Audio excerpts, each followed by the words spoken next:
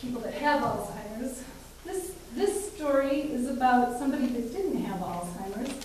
It was actually the wife of one of the residents in our home, who has passed now. But Millie was very, very positive. You know, she was one of those glasses always full kind of people, and we came to appreciate her presence greatly in the nursing home. As you can imagine, it gets kind of scary around there sometimes. And she was always very up, and she would come every single day and visit her husband Stan. And she would always bring in desserts. And they would sit in the dining room after lunch was over, and she'd help him with fruit or whatever, you know, cake or pie or whatever it was that day that she brought him. They talked a lot about their children, so much that when their kids came to visit, I knew who they were, and I didn't know who they were, you know. I mean, it was the first time they walked in, and I go, "Hi, Mark, my name is Cindy." And he's like, "Hi." I'm like, "Your mom talks an awful lot about you," you know. And it was quite nice, actually. She was very, very positive. She wouldn't allow negative talk.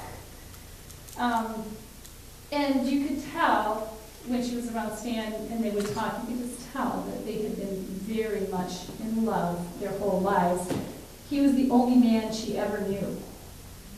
They married when I think she was 18, and Stan's job enabled them to travel the world over. He had a nice job, and they were able to live in all different countries, and so it wasn't always easy, but they were always together, and that was what mattered most to them. When Stan passed, the whole family was there. The room was packed, and you know, we'd go in and out of the room to do whatever it was that we needed to do, and we'd usually wind up in tears on the way out. We'd become so close to the family.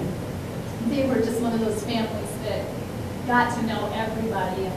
And I, you know, would go out to lunch and this kind of thing with Millie, and of course his funeral was, as funerals are, a wonderful tribute to the person who has passed. And she held up okay, you know, but you could tell she was sort of falling apart at the seams.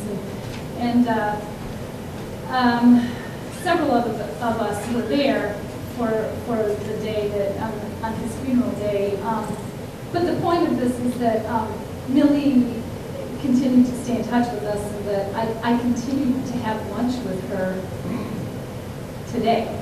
And she became a very good friend, and has been very supportive in all of the things that all of the activities that we've had at Highland, and she's just this really, really wonderfully cool person. The song that I'm going to sing for this is written by Jeff English, who's a local gentleman. He's a teacher at East Lansing High School, and this is called Friend.